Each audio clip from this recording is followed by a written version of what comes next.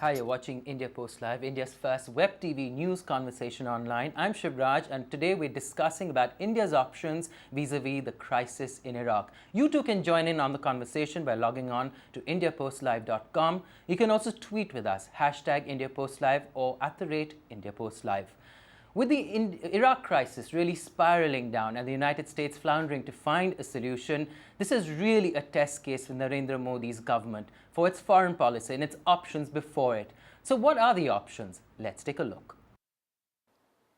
The Iraq crisis gets more complicated. There are rumors that one of the abducted Indian hostages might have been killed, even as the Indian government continues its efforts to resolve the crisis. Former Indian ambassador to Iraq, Suresh Reddy, who reached Baghdad Friday, is holding extensive talks with Iraqi authorities. India has requested Saudi Arabia for help also. The opposition back home is already putting pressure on Modi to act swiftly. US President Barack Obama has ruled out immediate military intervention for now. So what options does India have? Will it rely only on external military support to bring back its people? Or is India left without a voice in the Arab world? And joining us in the conversation in studio is Pratap Chakravarti, senior journalist and right now the bureau chief of the South Africa Broadcast Corporation. Also online, Manish Chand, the senior journalist and someone who runs a website, India Rights, also joins us via Skype. But Pratap, I think the options before India are still very murky because India doesn't have really a direct role. They're negotiating through the Indian Red Crescent. They're trying back-channel diplomacy with the Saudi government because, of course, the Saudi government is seen to be close to the ISIS, or at least the Sunni elements that are seen to be overrunning Iraq. But it is clearly a very difficult situation for India. Well, you are right in a way that India has a very limited role to play vis-a-vis its 120 people who are actually in the conflict zone, the 46 nurses and 39 construction workers. One has escaped and I believe he's on his way home, and 16 others have come back. Rescued. Yes, who were rescued and evacuated. What can India do in a conflict zone? I mean, it's the story all over the world over. It is like in the foreign ministry said, they're knocking on the doors, they're knocking on the back doors, and they're knocking on the trap doors. Beyond that, the ICRC cannot play an active role in evacuation. That's beyond their mandate. India cannot have what Dr. Subramaniam Swamy, all respects to him, to send in the military. So India just has to wait. Now there's a question also arises in the mind that are we really clear? Are these workers being held by the ISIS?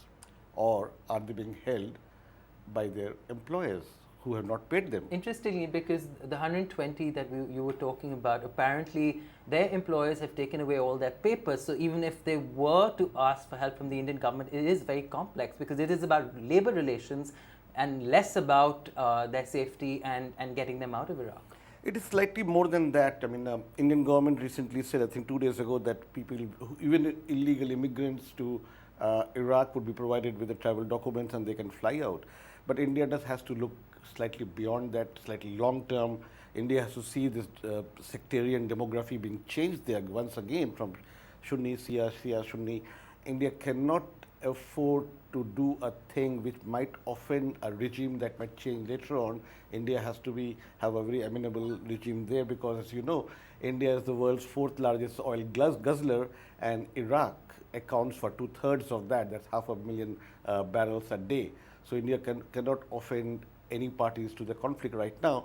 India, as far as India is concerned, Modi's government is concerned, they would like to see that these people, who they are safe. I mean, in fact, they are safe in a way because 12 of those 46 nurses, if you see as a litmus test, they don't want to come back because they have a debt burden to. But I believe also the road from Tikrit to Baghdad is also very precarious. You're absolutely right. I have traveled on those roads more than once, and in a conflict zone, actually every road is precarious and it's unknown what's going to happen. There is no way they can flee because there are checkpoints and they are firing at cars. Today, I believe they fired at 2 cars, which were civilian vehicles. So they have to have a safe passage. And to get the safe passage, Mr. Baghdadi has to be spoken to. It's because that certain zones of Iraq is beyond the control of the current regime in Baghdad. So it is a difficult role for India to play. In fact, as we speak right now here, our new foreign minister, Sushma Swaraj, is having a meeting of all the regional ambassadors. I mean, okay, officially it has been enunciated that it is only about regional SAARC cooperation, but definitely Iraq will spill into the conversation. Absolutely, because there are so many workers from across South Asia who are also there, so there's a common cause as well. Absolutely. To try and go there. So let's go across to Manish now. Manish, if you recall, a decade ago, we had a similar crisis with the last government spending 41 days trying to figure out how to bring those truckers from Punjab back from Iraq. This time, of course, we don't have a clear line of help there. The United States has exited. It is a very precarious situation. What's your reading of what the Indian government can do? See, Shivraj, right now, as we are compared to 2003, a decade ago, it's a more difficult situation, clearly. We have a very limited leverage in Iraq at the moment, especially in the way the situation is panning out. We don't know the identity. I mean, we have a vague idea of what this group stands for and what is it about, but we have practically no contacts. What are you talking about? ISIS. This is a new monster in the making. And this is a very ambitious agenda of establishing a caliphate of sorts across a wide swath of that region. So it's profoundly worrisome. It's not just about getting, of course, the immediate priority is getting Indians abducted in that country back. What channels to use? And this has been compounded, also the crisis has been compounded by the fact that the writ of the Iraqi government, the current Iraqi government, uh, is not very effective in those areas. So even the Iraqi government normally would have, banked on the government of the day to get us access. So I believe we are now at the moment working on a multi-pronged strategy involving, I believe there is no confirmation on that, but we've been in touch with the Saudi government because this is supposed to be a Sunni jihadi, virulently Sunni jihadi militant group. Saudi government may have some contacts, some leverage. So at the moment, basically trying to explore, as the ministry says, knocking on all doors, front door, back door, and trap door, to get some clues about what will work. And in such a situation, the military solution is clearly not the way out. I believe negotiation, given the safety of hostages, the skillful negotiations and some patience also required. Because, in the last, if you go at the standard procedure in such cases has been that to pay ransom. But right. As far as I know, at this moment, there have been no ransom call. Given the fact that, it's also the first major test of the Modi government, I mean, in the sense that if you give in, it's going to be a blow to the image, the tough image of the government, that it can handle and all that. So there are many other issues involved. The new government has just taken charge right. in India, and you're faced with this crisis. So there are many ifs and buts here. We have to tread very carefully. And above all, the paramount concern for us is the safety of hostages. Right. We're also joined by senior security and risks analyst Rahul Bhosle as well. Rahul, clearly a very precarious situation. You've got John Kerry right now in Iraq. You've had Iran make that statement saying that the United States cannot talk about who they prefer and who they do not prefer in charge. What are the options before India then? How do they negotiate this rather precarious situation right now vis-a-vis its own people in that country?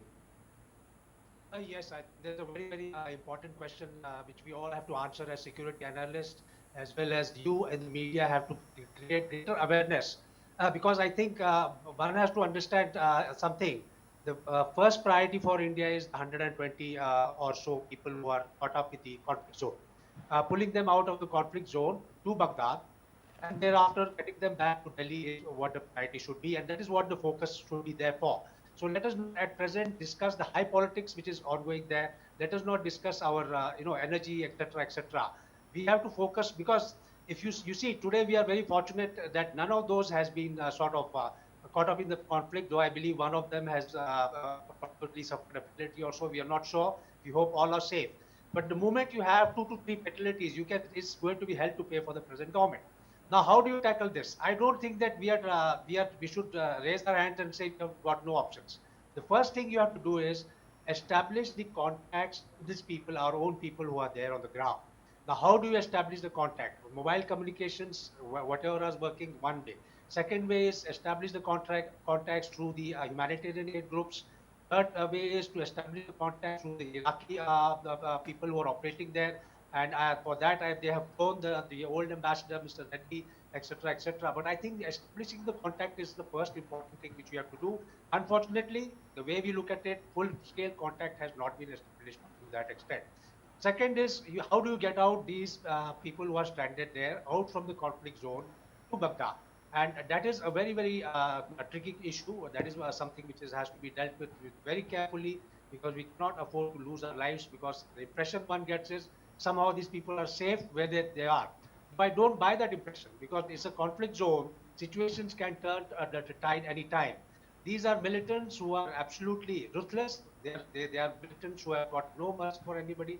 So my focus is going to be how you're going to get these people out and establishing the contact, convincing them that for you the safe thing is to pull out from there. Don't worry about your passports.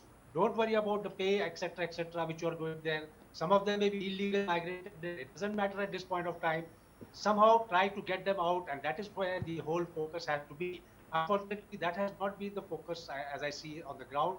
We are trying to say, okay, rely on so and so, rely on this. Yes, those contacts are important, but try to focus on that issue, and you will get the answers. That is the way I look at it. All right, Rahul, that's a very moot point, Pratap. I think the fact that we should now really rely on our sources and on our ears on the ground. I mean, Suresh Reddy is a very senior diplomat who served before in Iraq.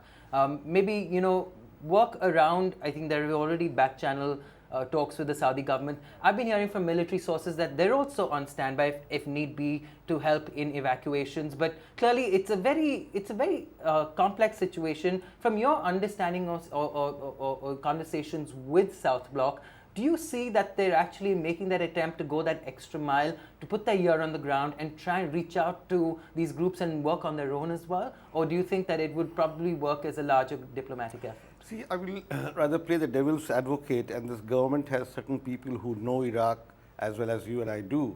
And at this moment, if there are limitations of talking to established authorities like the military or the government in Baghdad, what the government is doing, and it is a fact, which they have done before in Gulf War I and Gulf War II, when Gulf War I, when they evacuated 111,000 people, they have spoken to the employers of these groups of Indians or Bangladeshis or Pakistanis. Every country is doing it.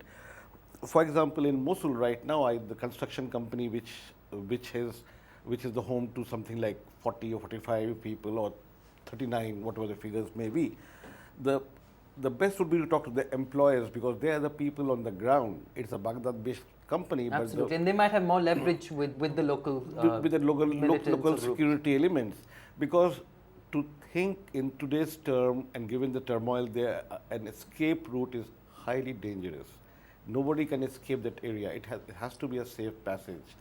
So the government has done some work. Mr. Reddy is very well versed with the Iraqi topography, the political topography, the security topography. He knows his job. He has not spoken about it. And I hope good sense will prevail on them, the new government, and they will not go gung-ho like they did in Kandahar and did mess did up a the lot whole of thing. Things, yes, that which raised a lot of eyebrows. Eyebrows. So they have to talk to the people on the ground, especially the Iraqi elements in this conflict, who are not really antagonists to the ISIS or vice versa. Often they are working hand in hand, because the ISIS is now capitalizing in terms of finance, in terms of the banks they're looting, they're putting the money back into the bank because they want to grow beyond Iraq. So that would be a very good thing. Like he said, the gentleman on the TV or on the screen, that the biggest silver lining is that no ransom has been sought. Absolutely. When there is a ransom is sought, then in captivity... Then you know there's a clear line of objective, yes. And then it gets a little more complicated. Yes, then the safety in captivity becomes nil. Absolutely. So we're also joined online by Dr. Rushda Siddiqui, who's an international expert on West Asia and has also been with the ICWA and IDSA, I believe. Dr. Siddiqui, your reading of what's happening on the ground in Iraq, and what then are the options for the government? Because Sushma Swaraj, the Minister of External Affairs, had said they'll leave no stone unturned, but it's not as simple as that, is it? No, it's not going to be as simple as that. But there's going to be a slight problem. We need to be very careful with what we are dealing with. the ISIS is not to be taken lightly. Mm-hmm. They are a civil society group which has risen and which has already learnt its lessons from movements from Afghanistan all the way to North Africa. They know that if they take hostages, what is the kind of negotiations that they need to do, which is very important. And it's not going to be so simple.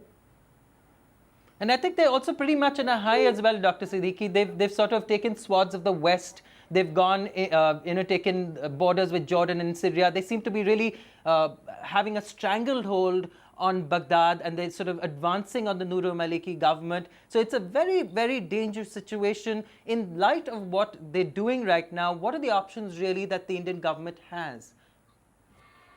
Indian government traditionally has a wait and watch policy. So this wait and watch policy is something which is going to pay now. Because if you try intervening in too much, it might just backfire. The kind of military intervention that most people are seeking is bound to backfire. Maliki has not been a very popular head of state. Yes, and I believe, I believe the cleric in Iraq as well has hinted in his Friday sermon that Nur al-Maliki has perhaps been a little obstinate and brought this upon himself. Yes, he has. Actually, the entire Iraqi situation has been in turmoil all the way since 2005. The strength of ISIS lies in the fact that it is opposing the United States and Maliki.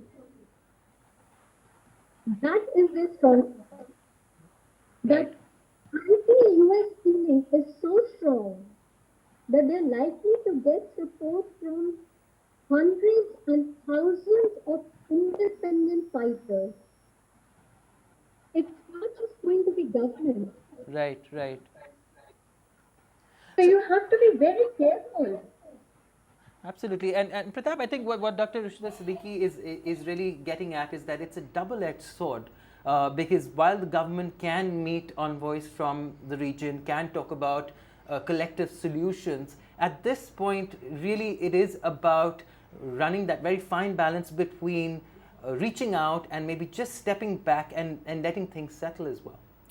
Well, I would put it like this: the ground reality is very, very different. The ISIS has a tactical agenda, and if you see now only one border transit is left, the remaining have fallen to them. Right. And I would not like to sound like a alarmist. Manish will laugh.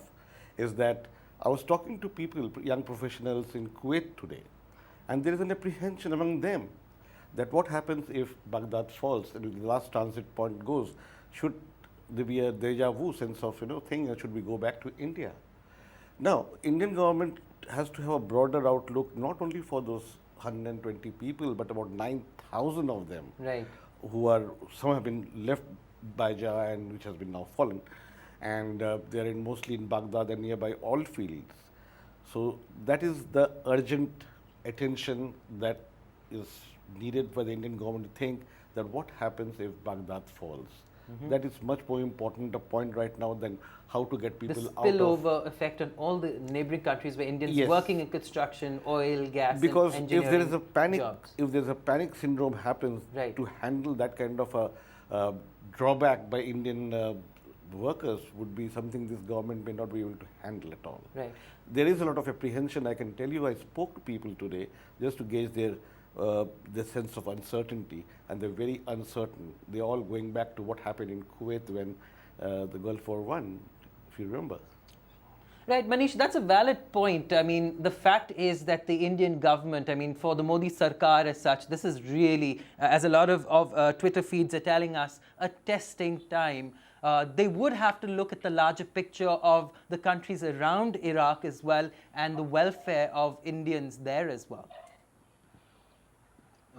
Yes, you are right. It's a wake-up call. I mean, this region is so critical to our national security, to our energy security, and all that. But our diplomacy now needs to be more proactive. I mean, just to give you some bare facts, I mean, the Middle East region, the larger region, accounts for over 70% of India's energy imports. It's home to 7 million strong Indian diaspora who bring in $40 billion in annual remittances. Look at the importance of the region. Now, now in the wake of this crisis and in terms of the fault lines, what it has brought out, the kind of Shia Sunni divide, which is at the bottom of this festering crisis, is clearly bad news for India's interest in the region. And so we need to recalibrate. We've got to reinvigorate our Middle East policy. For example, despite the clear importance of the region, if you go to the last 10 years of the 10 years of the UPA government, of course, there were many ministerial visits, but the Prime Minister did not find time to visit the region often. So there is that lack of that. There is some kind of diplomacy deficit.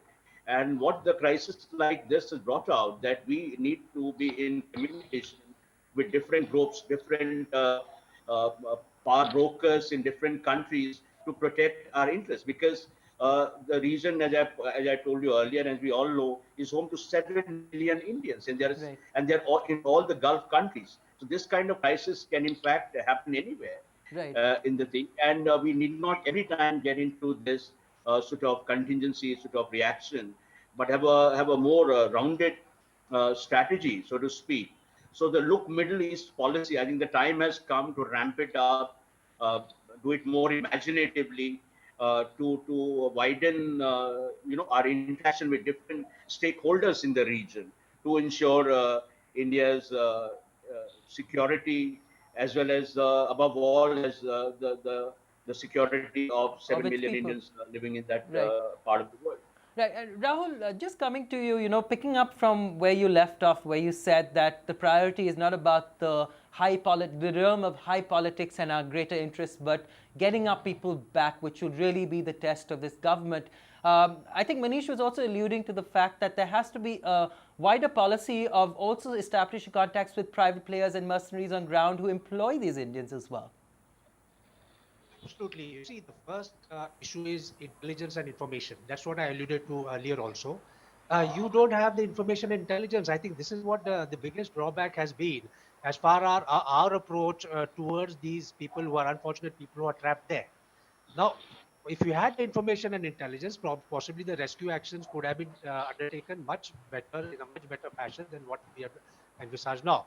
Now, taking this thing forward, what our aim should be, okay, let's learn from the lesson now, and let's build up our information and the intelligence networks throughout the region, starting with Iraq in the first place. And that is where I see the importance of what we can do.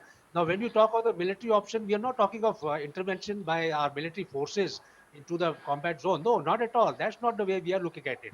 What we are looking at is to employ the Indian Air Force strategic assets like your C-130 and or C-17 aircraft. Right. Now, if they are placed at Baghdad, for example, Baghdad International Airport. And let me assure you, Baghdad is not going to fall that easily. Let us not panic at all.